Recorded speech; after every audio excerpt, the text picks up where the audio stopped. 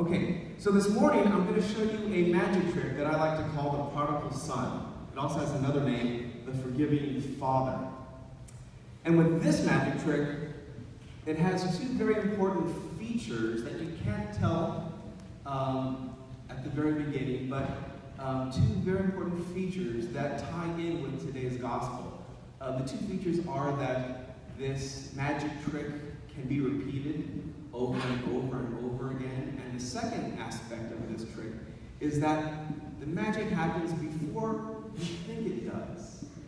And the way it ties into the gospel, what I want you to be thinking about is that in today's gospel, the prodigal son had this plan to get back with his father and family.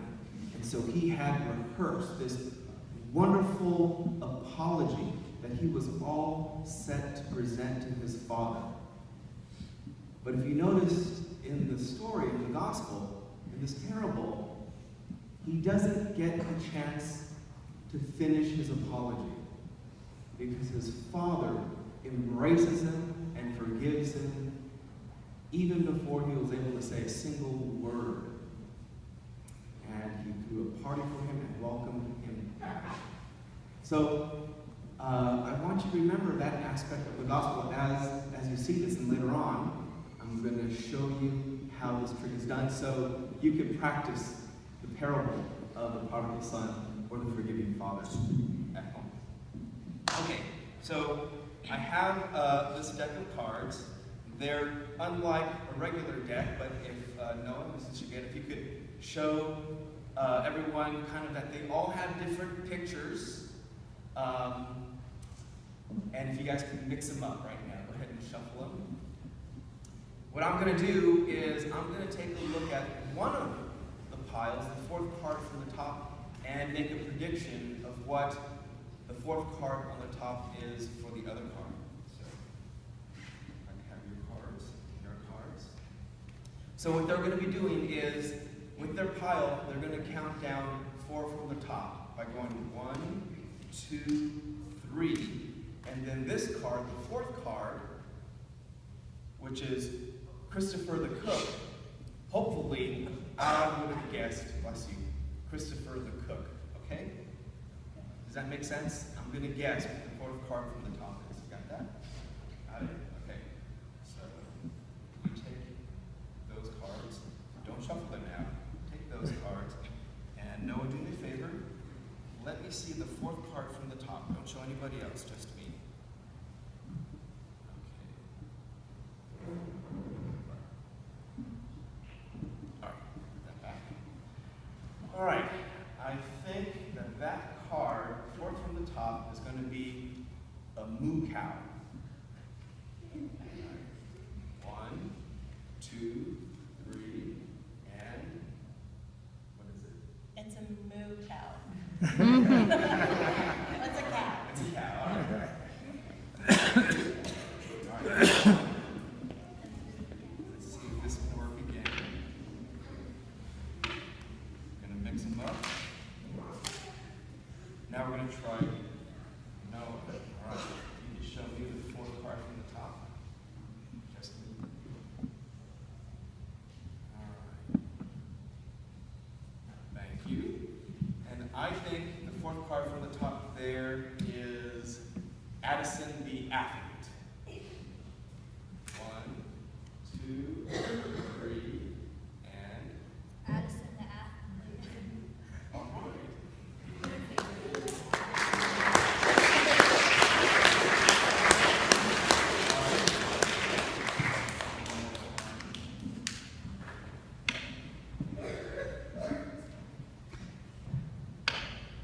Mix it up. Whose turn is it? That's my There you go, take that. Take that. Show me the fourth one from the top.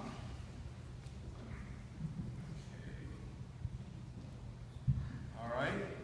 My prediction, the fourth from the top is Simon the Scientist.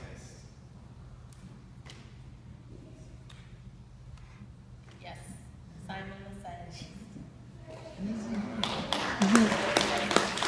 One last time.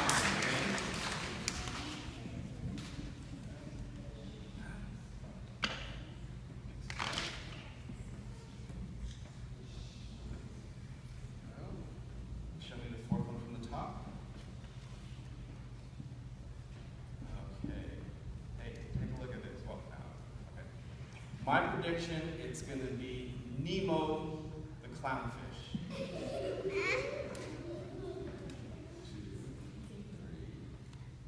It's Nemo the clown.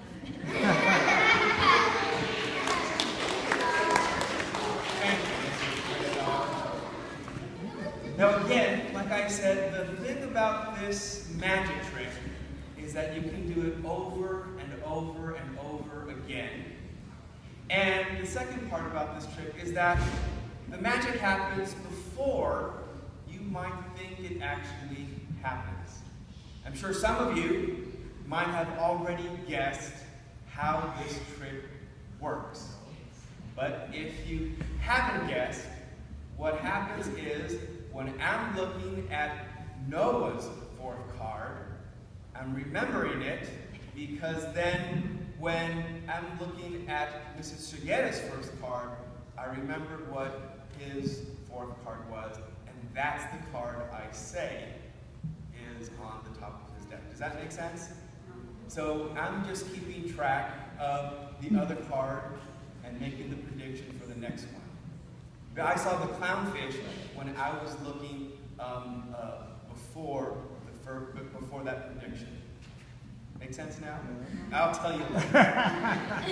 Anyway, when I'm looking at the other person's card, I already know that's the card I'm going to predict them to have. Okay? So that lets me do the trick again and again and again. And it also means that the magic happens before I actually make the prediction. That's a lot like forgiveness. It happens again and again and again. So even if next week the prodigal son says to his father, "Dad, I think I know what went wrong. Can I have my inheritance and make another go at it?" The prodigal son comes back again. The father will say again, "Son, I love you. I am so glad you're back with the family.